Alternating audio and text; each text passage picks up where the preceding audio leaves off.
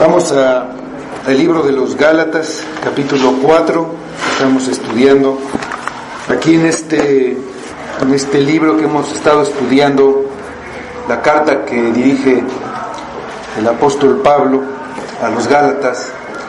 Los Gálatas eran personas que eran de una cultura gentil, es decir, que no eran judíos, pues ellos tenían una religión pagana, tenían ídolos, con influencia de la civilización griega, como todo el mundo conocido en esa época. Ellos formaban parte del Imperio Romano, precisamente como la provincia de Galacia. El apóstol Pablo hizo viajes misioneros y llegó a esta región y fundó las iglesias a las que les escribe esta carta. Ellos recibieron el Evangelio y dejaron esa religión pagana. Tenían algún conocimiento de la religión judía por las sinagogas que había en muchas ciudades, por los judíos que vivían ahí, que habían llegado en la dispersión que tenían. Entonces llegaron maestros del judaísmo que les enseñaban que debían guardar la ley de Moisés para ser salvos.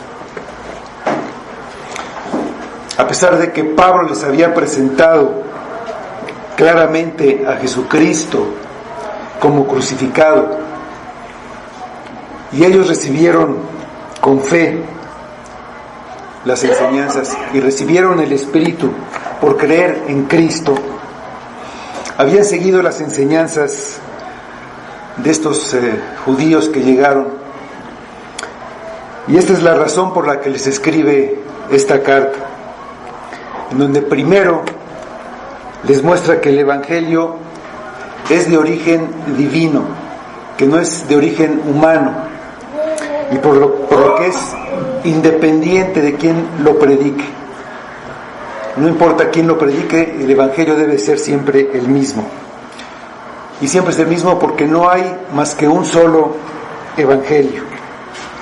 Cualquier alteración, cualquier cosa que se le añada o cualquier cosa que se le quite, hace que ya no sea el Evangelio. Después hace una defensa del Evangelio, y para probar la veracidad de lo que les predicó, usa el Antiguo Testamento, que también usaban estos maestros del judaísmo, y también usa la experiencia que ellos, los Gálatas, habían tenido en su vida al recibir el Evangelio, haciéndoles recordar lo que había ocurrido en sus vidas, que Dios había hecho entre ellos maravillas. Dentro de los argumentos que usa Pablo,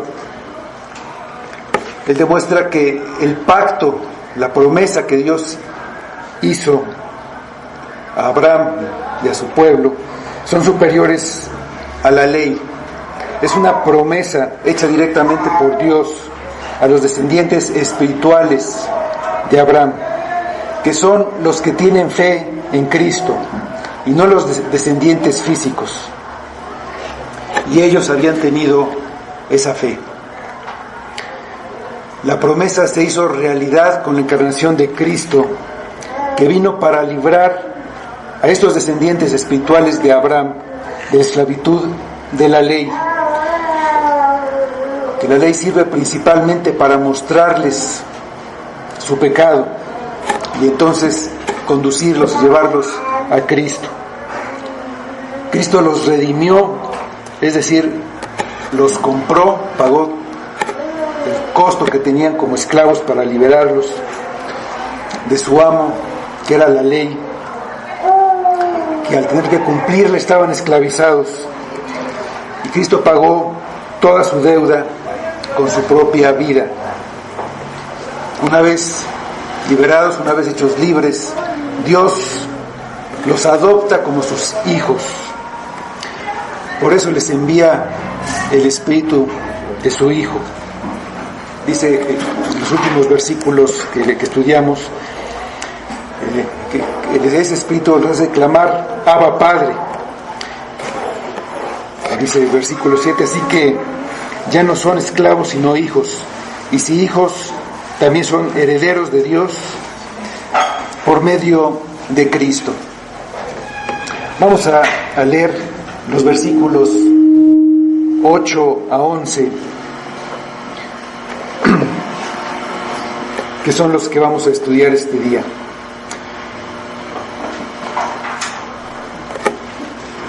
Dice: ciertamente en otro tiempo, no conociendo a Dios, servíais a los que por naturaleza no son dioses.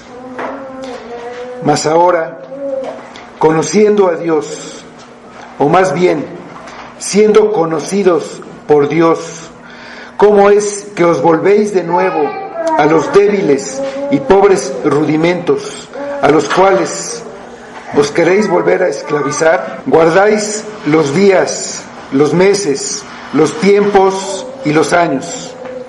Me temo de vosotros que haya trabajado en vano con vosotros. Vamos a orar. Señor, te damos muchas gracias por tu misericordia, por la obra de Cristo para librarnos de la esclavitud y para hacernos tus hijos. Te damos gracias por el Evangelio que conocemos, solamente por tu soberanía y por tu misericordia, el único Evangelio que nos libra, que nos salva.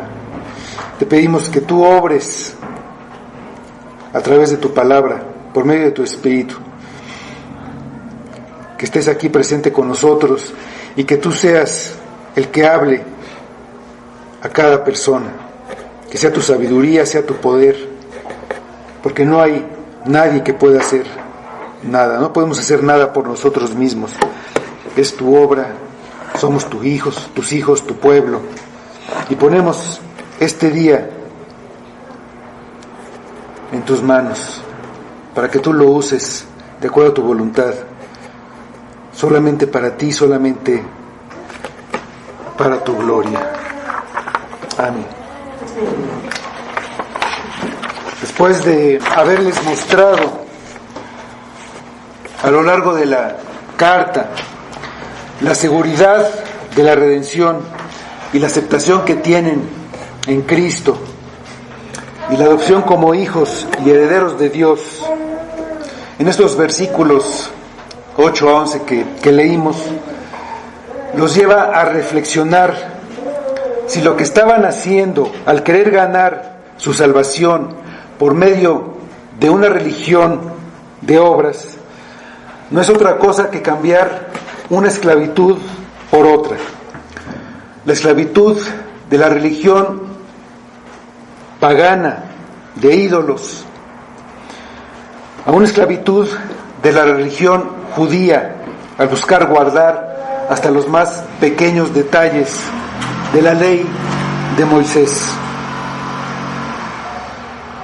Que pensaran si no estaban regresando a vivir a la esclavitud de la que habían sido librados.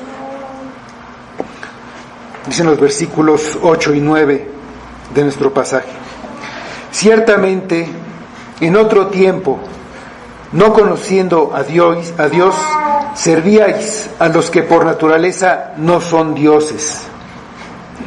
Mas ahora, conociendo a Dios, o más bien, siendo conocidos por Dios, ¿cómo es que os volvéis de nuevo a los débiles y pobres rudimentos, a los cuales os queréis volver a esclavizar?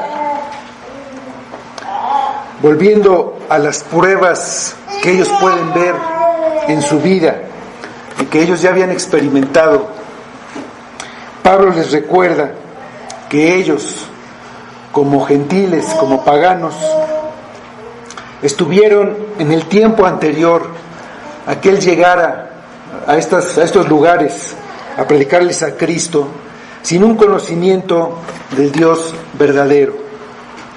Como todos los seres humanos sobre la tierra, tenían un cierto conocimiento de Dios por la evidencia que podían ver a su alrededor, por la evidencia de la creación y también por la ley escrita en sus corazones. Vamos un momentito al libro de los Romanos, la epístola de los Romanos, primero el capítulo 2,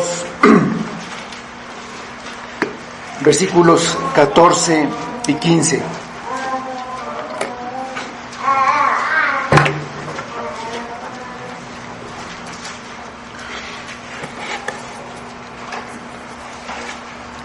Dicen estos versículos: porque cuando los gentiles que no tienen ley hacen por naturaleza lo que es de la ley, estos, aunque no tengan ley, son ley para sí mismos, mostrando la obra de la ley escrita en sus corazones, dando testimonio su conciencia y acusándoles o defendiéndoles sus razonamientos. Pero ese conocimiento no es suficiente para tener un conocimiento de Dios y su voluntad que se necesitan para la salvación. No existe un conocimiento salvador sin conocer a Cristo. El conocimiento que tienen no los lleva a glorificar a Dios ni a darle gracias. También como dice ahí en Romanos, pero el capítulo 1, versículos 21 a 23.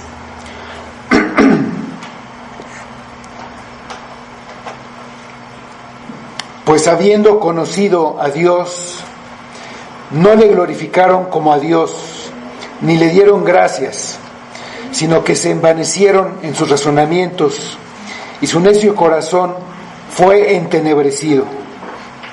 Profesando ser sabios, se hicieron necios, y cambiaron la gloria del Dios incorruptible en semejanza de imagen de hombre corruptible, de aves, de cuadrúpedos y de reptiles. La existencia de Dios está en la mente y en la conciencia de todos los hombres. Lo vemos en que en todas las culturas, en todos los tiempos,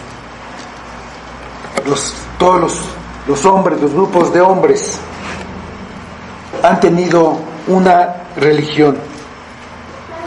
La tenían los aztecas, los aborígenes australianos, los vikingos, los chinos, las tribus africanas, todos los demás. Al no conocer a Dios, pusieron en ese lugar a una gran variedad de ídolos, dependiendo de su cultura y de su entorno. Algunos pusieron como su Dios a la ciencia, a lo que ellos llamaron a la filosofía, al conocimiento, a su intelecto. Y su Dios era demostrar que no hay Dios. Pero cualquiera que sea su Dios, niega al Dios verdadero. El hombre no puede ni siquiera conocerse a sí mismo si no conoce a Dios. Solo al conocer la santidad, el poder y la justicia de Dios, puede entender quién es Él. Solo así se puede ver como lo que es: un miserable y sucio gusano comparado con Dios. Solo así puede darse cuenta que necesita ser salvado. Y conociendo a Dios, su misericordia y su bondad, entonces puede responder con amor agradecido. Sin ese conocimiento, el hombre se siente justo y honorable, y siente que con lo que hace, con su propia justicia, es suficiente para ganarse el cielo. A un hombre sin conocer a Dios, lo único que le interesa es hacer lo suficiente para tener contento a su Dios y ganar su favor y librarse de su enojo y de lo que él pueda hacer. No reconocer a Dios viene de la naturaleza caída del hombre, que lo lleva a inventar dioses. En otras culturas, a atribuirle a los dioses que inventan el poder de la naturaleza, hasta de los volcanes, del viento, del fuego.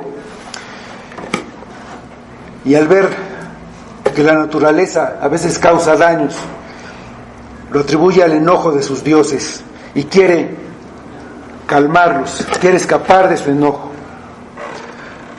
Si los paganos tenían la creencia de que los dioses tenían dominio y usaban las fuerzas de la naturaleza para controlar la vida y el destino de las personas. Si en esta religión los gálatas tenían un dios del rayo, para los griegos era Zeus y para los romanos Júpiter. Tenían un dios del agua, Poseidón para los griegos y Neptuno para los romanos. Había un dios de la guerra, una diosa del amor. Había un dios para casi todo, para casi cualquier cosa. Pero en realidad no son dioses. Son ídolos hechos de piedra, madera, de metales como el oro o la plata, o hechos con la mente, con la imaginación. No tienen vida, ni ningún poder, ni sabiduría. No pueden hacer nada por el hombre. Como son criaturas, por naturaleza no son dioses. Son creados por el hombre. Y no lo pueden ayudar en sus dificultades. Por el contrario, ellos mismos tienen que ser movidos, llevados por los hombres. Necesitan para existir del hombre. Vamos al Salmo 115, versículos 4 a 7, donde vemos una descripción en la Biblia de lo que es obvio para cualquier persona.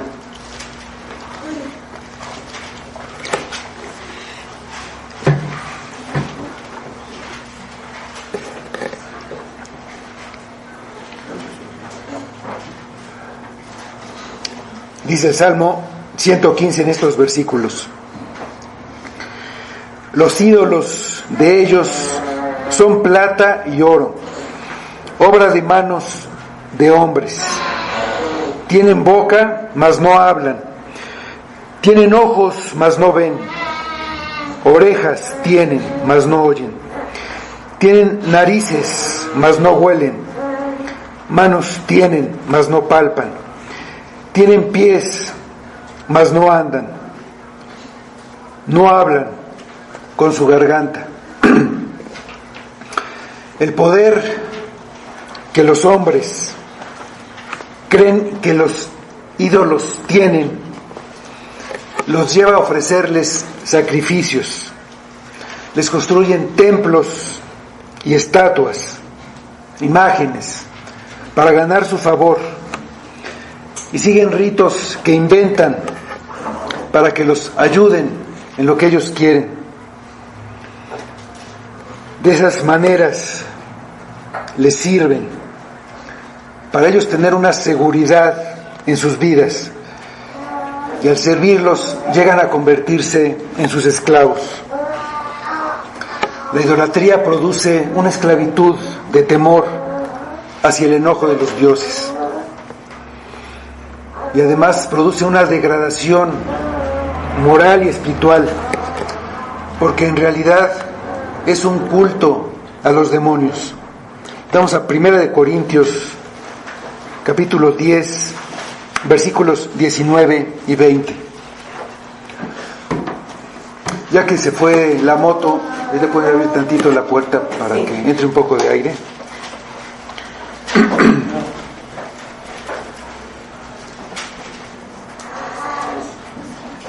Primera de Corintios 10,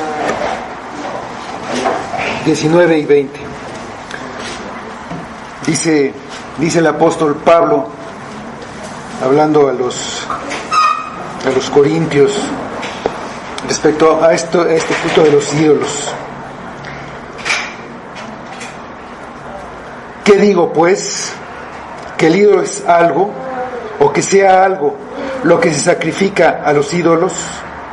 Antes digo que lo que los gentiles sacrifican a los demonios, lo sacrifican y no a Dios. Los maestros del judaísmo estaban enseñando a los gálatas y a los cristianos gentiles, como podemos considerarnos todos nosotros, y a todos los que no vengan de la religión judía, que era necesario guardar toda la ley de Moisés escrita en el Antiguo Testamento para ser justificados. Ellos les enseñaban que vivieran una vida moral.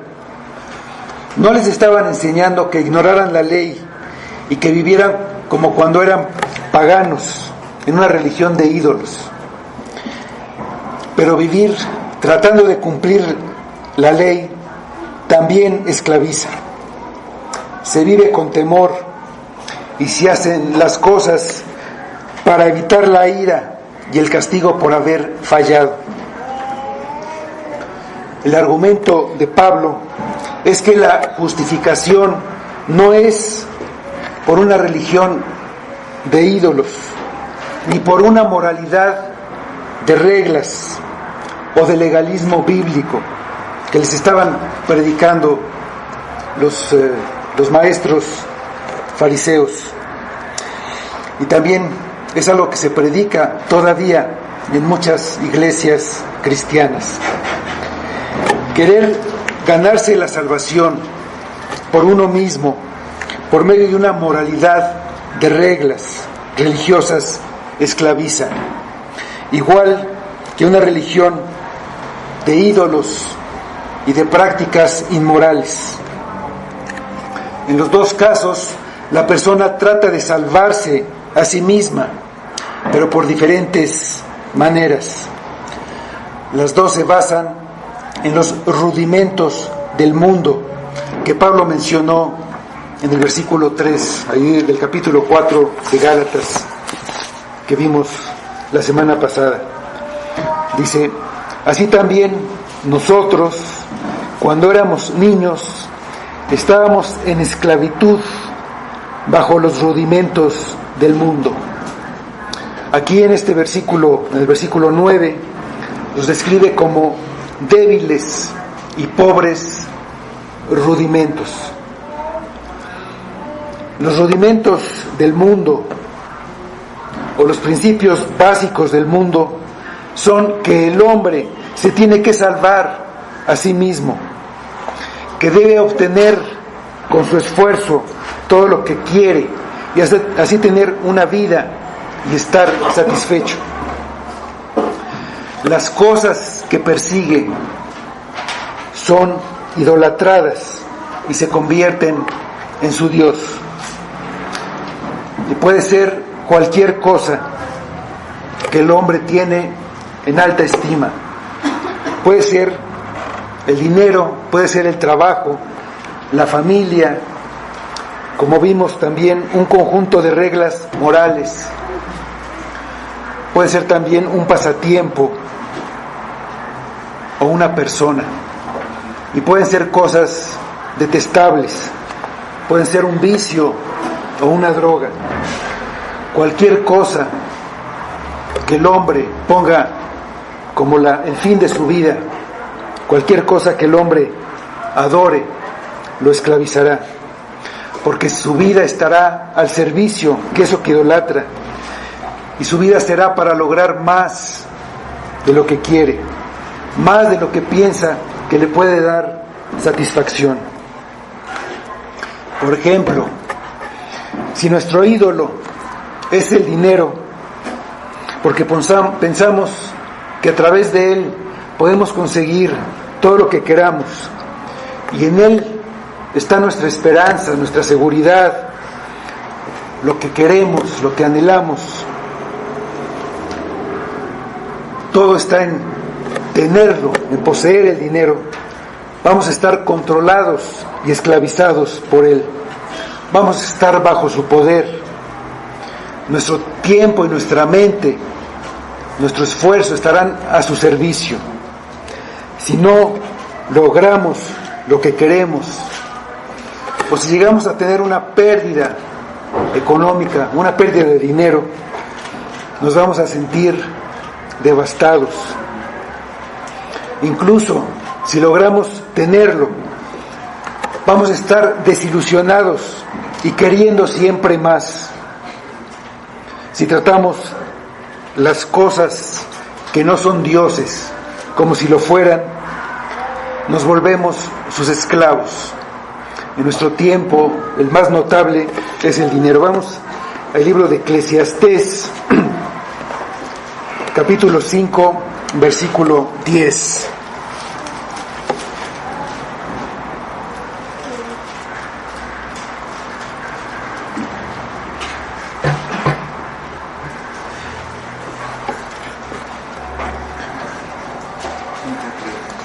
Eclesiastés 5:10.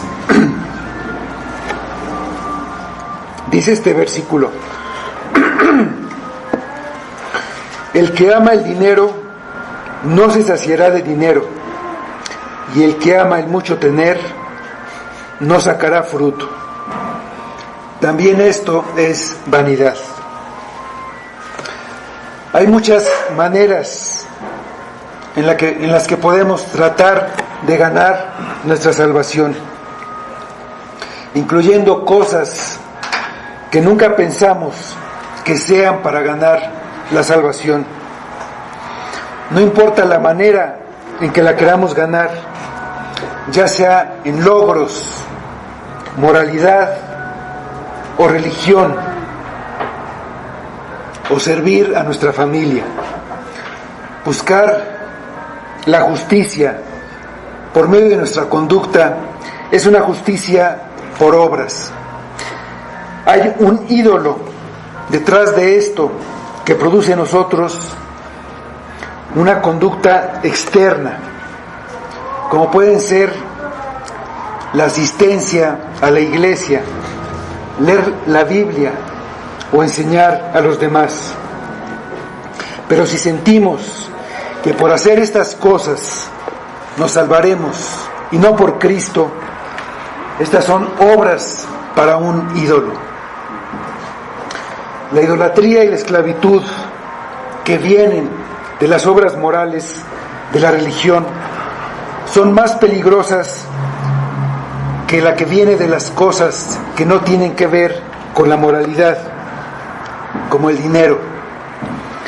La persona religiosa cree que está cerca de Dios y ya no hará nada por acercarse, mientras que la otra sabe que no lo está, y entonces hay una esperanza. El problema de nuestro corazón no es tanto nuestro deseo por las cosas malas, que sí tenemos siempre ese deseo, sino nuestro excesivo deseo por cosas que consideramos buenas o que se pueden considerar buenas, como la moralidad o la familia. El cambio que les damos a las cosas buenas que han sido creadas como dones de Dios para nosotros, cuando las convertimos en nuestros dioses, objetos de nuestra adoración y culto. Dice el versículo 9: de nuestro pasaje de Gálatas 4. Mas ahora, conociendo a Dios, o más bien, siendo conocidos por Dios, ¿cómo es que os volvéis de nuevo a los débiles y pobres rudimentos a los cuales os queréis volver a esclavizar? Del tiempo en el que no conocían a Dios, ahora, dice más ahora, al tiempo que dice Pablo, ha habido un gran cambio. Ellos eran esclavos de los ídolos y Dios les envió a Pablo y a Bernabé para que les predicaran el Evangelio. Por la obra del Espíritu Santo conocieron al verdadero Dios manifestado en la persona de Jesucristo. Y esto es muy importante, pero más importante para ellos es que ellos fueran conocidos por Dios. Si yo llego a la oficina del hombre más rico del mundo y le digo a la persona que está ahí afuera, quiero entrar para hablar con Carlos, yo lo conozco, seguramente no me van a dejar entrar. Pero si Carlos dice, yo lo conozco, las puertas se abren inmediatamente. No es suficiente el que yo crea conocer a Dios o que diga que yo lo conozco. Hay muchas personas que viven una vida religiosa, que creen conocer a Dios, pero en su interior, en su corazón, no obedecen a Dios. Su obediencia es exterior y por muchas obras que hagan, por muchos méritos, no conocen verdaderamente a Dios. Cristo dice que no los conoce porque no hacen la voluntad de su Padre. Vamos al Evangelio de Mateo, capítulo 7, versículos 21 a 23, donde Cristo explica quién es el que conoce al Padre.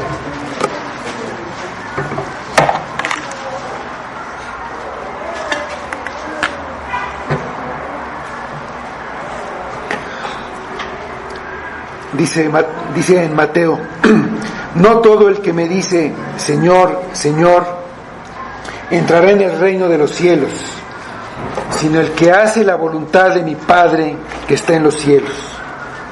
Muchos me dirán en aquel día, Señor, Señor, ¿no profetizamos en tu nombre? Y en tu nombre echamos fuera demonios, y en tu nombre hicimos muchos milagros. Y entonces les declararé, nunca os conocí, apartaos de mí, hacedores de maldad. Conocer a Dios requiere un conocimiento más que intelectual. Alguien puede estudiar teología a fondo y saber de memoria muchos pasajes de la Biblia, y eso no significa que conozca a Dios. Si es un conocimiento meramente intelectual, va a llenar de orgullo a la persona y él puede pensar que está en buenos términos con Dios, pero si no ha conocido a Cristo como su Salvador y no lo ama por encima de todo, no conoce a Dios, ni Dios lo conoce a él. Vamos a 1 Corintios, capítulo 8, versículos 1 a 3.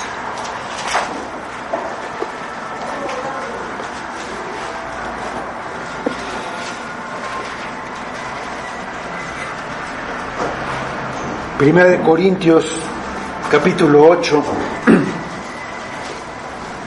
versículos 1 a 3.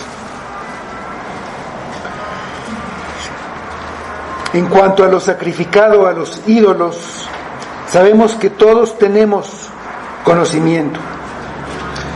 El conocimiento envanece, pero el amor edifica. Si alguno se imagina que sabe algo, aún no sabe nada como debe saberlo.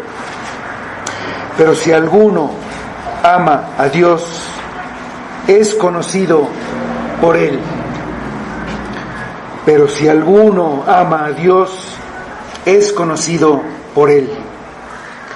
La palabra conocer significa amar en la Biblia, como vemos en otros lugares. Cuando en la Biblia dice que Adán conoció a Eva, no quiere decir que Adán supo cuál era su apariencia y su estatura, o cómo era su temperamento. Significa que Adán amó a Eva, la conoció de una manera íntima. Cuando Dios dice: a vosotros solamente he conocido de todas las familias de la tierra, como lo dice a través del profeta Amós, no está diciendo que no conoce a las demás familias de la tierra. Dios es omnisciente y conoce y sabe todo. Lo que está diciendo es: de todas las familias de la tierra, solamente los he amado a ustedes. Conocer significa entrar en una relación personal, íntima, con alguien. Pablo acaba de decir que los Gálatas son hijos de Dios, en el versículo 6, y ahora son conocidos por Dios. Esto quiere decir que han sido reconocidos como suyos por Dios, por lo que pueden estar seguros de que los ama y que por lo tanto los escogió para la vida eterna. Desde luego no quiere decir que todos y cada uno de los Gálatas tengan esta relación por el solo hecho de ser parte de una de las iglesias de Galacia. Pues como acabamos de leer, no todo el que me dice Señor, Señor entrará en el reino de los cielos. Tienen esta relación aquellos a los que Dios conoce. Vamos a la segunda epístola de Pablo a Timoteo, en el capítulo 2, en el versículo 19.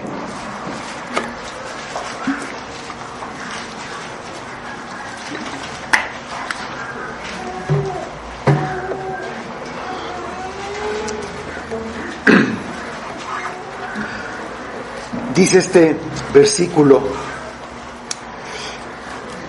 pero el fundamento de Dios está firme, teniendo este sello: conoce el Señor a los que son suyos, y apártese de iniquidad todo aquel que invoca el nombre de Cristo.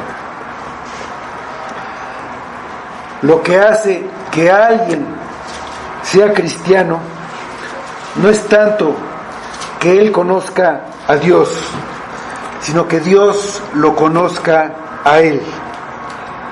Aunque sin duda un cristiano conoce a Dios, pero lo conoce porque Dios en su soberanía lo conoció primero, lo amó primero, como dice 1 de Juan 4:19, que dice: nosotros le amamos a Él porque Él nos amó primero. Como acabamos de explicar, conocer y amar es lo mismo en la Biblia. Que Dios nos conozca, que significa que Dios nos ama. Él nos amó primero. Y que nos conozca es el primer paso de la salvación de una persona. Y no depende de la persona, sino enteramente de Dios. Toda la obra de salvación es hecha por Dios, sin que intervenga para nada la voluntad o la conducta humana. Vamos a Romanos 8, 29 y 30, donde vemos la cadena de la salvación, de todo lo que Dios hace. Y lo primero es que los conoció. Dice, lo primero es que Dios los amó, como acabamos de entender. Cuando dice que los conoció, los amó. Entonces dicen estos versículos: porque a los que antes conoció, a los que antes amó, también los predestinó para que fuesen hechos conformes a la imagen de su Hijo, para que Él sea primogénito entre muchos hermanos. Y a los que predestinó, a estos también llamó. Y a los que llamó, a estos también justificó. Y a los que justificó, a estos también glorificó. Los Gálatas y todos nosotros debemos entender que si Dios hace todo en nuestra salvación, no podemos ayudar trayendo nuestra propia justicia que proviene de nuestro esfuerzo por cumplir reglas, por cumplir la ley. Un cristiano que duda que Dios lo ama y lo acepta en Cristo sin ningún mérito y sin que tenga que tener algún logro espiritual, es menos seguro que un pagano respecto a su posición delante de Dios. El pagano o incrédulo cree que con servir a sus ídolos, a lo que él tenga como Dios, es suficiente, pero el cristiano recibe constantemente información sobre la santidad de Dios y también de la conducta de justicia que se supone que debe tener, y como confía en su propia justicia, se aferra a una justicia legal de cumplimiento estricto y siempre se estará preguntando si hizo lo suficiente, si cumplió lo suficiente, si no falló en algo. No puede estar seguro si no necesita hacer más. Ese legalismo lo lleva al orgullo, al pensar que hace más que los demás, y critica a los demás que no hacen lo mismo que él o que hacen poco. Eso nos recuerda la actitud que tenían los fariseos. De esa inseguridad nacen los celos, la envidia y otros muchos pecados. La inseguridad de haber sido aceptados por Dios causa que queramos regresar a los rudimentos del mundo y hagamos ídolos de estos rudimentos o de esos principios del mundo. Nosotros buscamos conocer a Dios, lo que también nos hace preguntarnos si ya lo conocemos lo suficiente o tenemos que esforzarnos en conocerlo más, en lugar de que Dios nos conozca a nosotros en Cristo. Entonces estamos tratando de tener una imagen aceptable. Pablo nos recuerda que de acuerdo al Evangelio no tenemos que hacernos agradables a Dios. Él ya nos conoce. No tenemos que hacer un ídolo de ser mejores personas. No tenemos que buscar la aprobación de Dios. Tampoco tenemos que buscar la aprobación de otras personas, ni siquiera de nosotros mismos. Vamos a 1 Corintios, capítulo 4, versículos 3 y 4.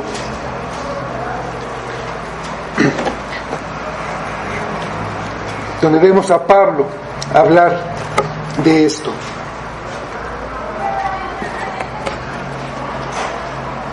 dicen estos versículos de 1 de Corintios 4. Yo en muy poco tengo el ser juzgado por vosotros o por tribunal humano, y ni aún yo me juzgo a mí mismo, porque aunque de nada tengo mala conciencia, no por eso soy justificado, pero el que me juzga es el Señor. ¿Conoces tú a Dios? En verdad es importante que lo conozcas, y no lo puedes conocer aparte de Cristo. Para conocer a Dios es necesario conocer a Cristo. Es la única manera.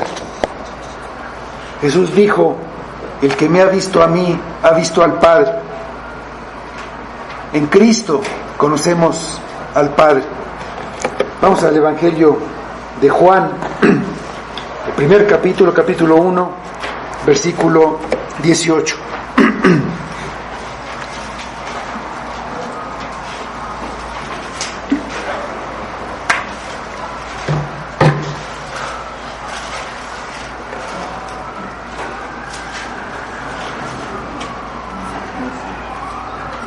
Dice: a Dios nadie le dio jamás.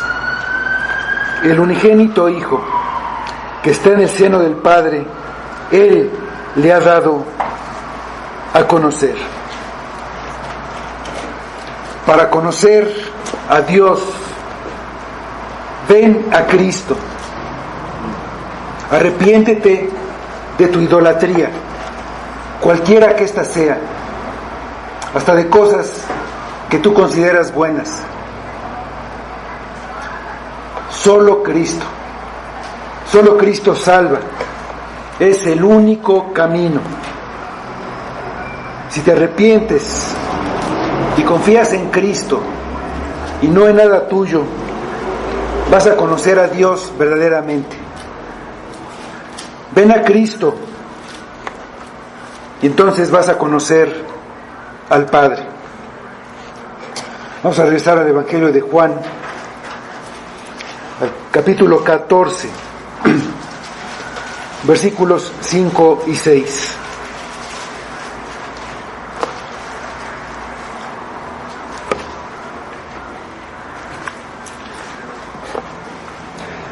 Le dijo Tomás: Señor, no sabemos a dónde vas. ¿Cómo pues podemos saber el camino? Jesús le dijo: yo soy el camino y la verdad y la vida. Nadie viene al Padre sino por mí. Si me conocieseis, también a mi Padre conoceríais. Y desde ahora le conocéis y le habéis visto. Regresar a hacer méritos y volver a cumplir con reglas es regresar a la esclavitud. ¿Quién puede ser tan necio que quiera cambiar su condición de hijo, de ser libre y heredero de Dios, por la esclavitud? Dios nos conoce y es nuestro Padre.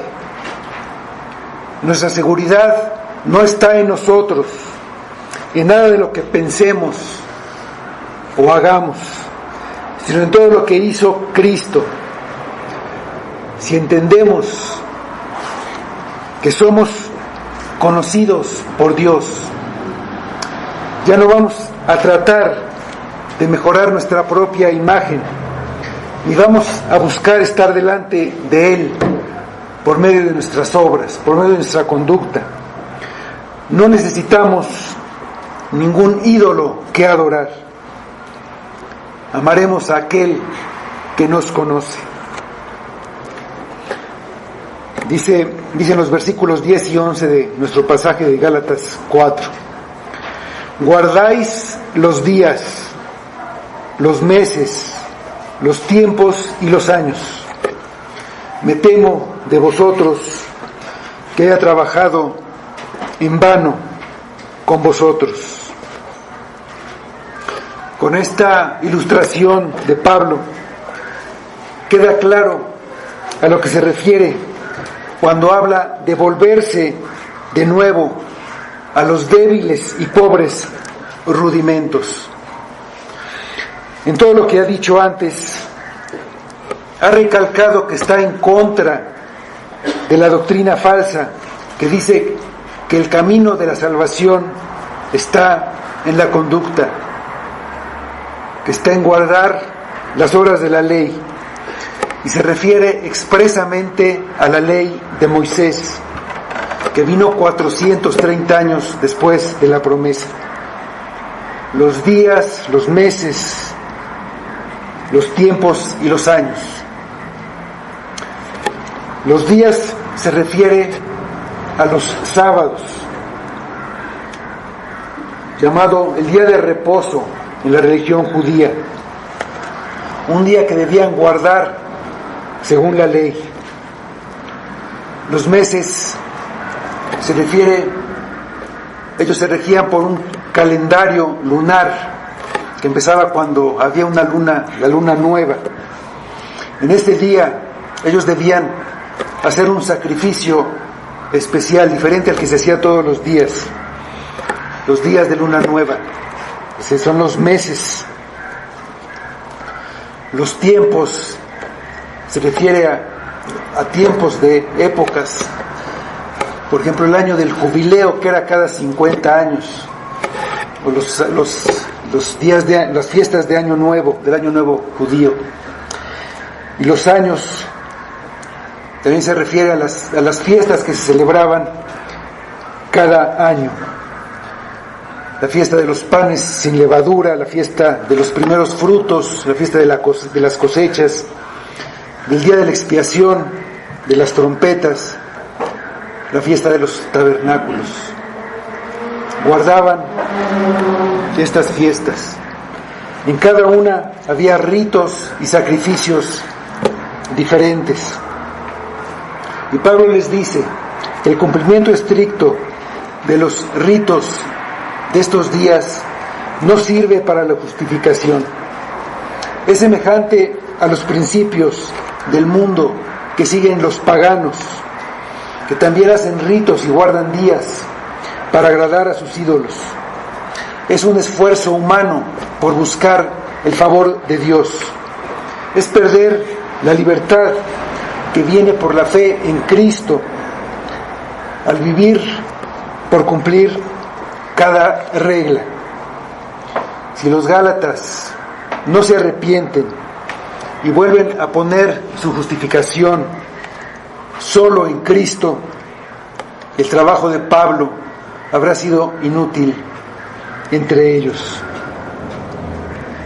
Un hijo de Dios que ama a Dios y al que Dios conoce está siempre y completamente al servicio de Dios, no solamente determinados días, no solamente los domingos, no solamente ciertos días, todos los días está entregado, sirviendo a Dios, y lo sirve porque lo ama, no para ganarse su favor. Él sabe que Dios lo conoce, que lo ama. Un hijo de Dios, un verdadero hijo de Dios, quiere adorar a su Padre en el día que Él ha señalado. Un día hecho especialmente para adorarlo, sin que deje de hacerlo todos los demás días. Ese día es el domingo, día en el que se reúnen todos los hijos y lo hacen con gozo. Su motivo es adorar a Dios. No vienen para no caer en pecado, no lo hacen solo por cumplir. Si tú lo haces así, sin venir de corazón, es como si no vinieras. Es como depender de los días marcados en la ley. Si para ti venir es una carga, es una forma de esclavitud, un creyente viene agradecido por la gracia de la salvación para alabar, adorar y darle gloria a aquel que lo ama. Vamos a terminar leyendo en el libro del profeta Isaías, capítulo 12, los versículos 3 a 6.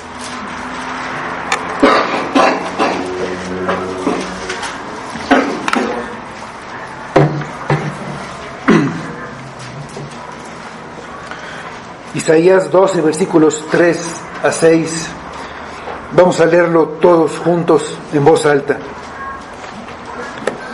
Sacaréis con gozo aguas de las fuentes de la salvación, y diréis en aquel día: cantad a Jehová, aclamad su nombre, haced célebres en los pueblos sus obras, recordad que su nombre es engrandecido, cantad salmos a Jehová, porque ha hecho cosas magníficas. Sea sabido esto por toda la tierra. Regocíjate y canta, oh moradora de Sión, porque grande es en medio de ti el Santo de Israel. Vamos a orar. Señor, te damos muchas gracias por tu obra infinita de salvación entre nosotros, por el gran amor con que nos amaste desde antes de la fundación del mundo, solo por tu voluntad, porque tú así lo quisiste, porque nos amaste para salvarnos. Para eso nos hiciste, para ser tus hijos, por eso nos conociste. Tú haz tu obra en nosotros, Padre. Sabemos de tu poder y que nada nos puede privar de tu amor y de tu compañía eterna, desde ahora, porque somos tus hijos. Que no olvidemos esto, que lo tengamos siempre presente, que no pongamos nuestros afectos en tantas cosas que nos distraen a nuestro alrededor en el mundo,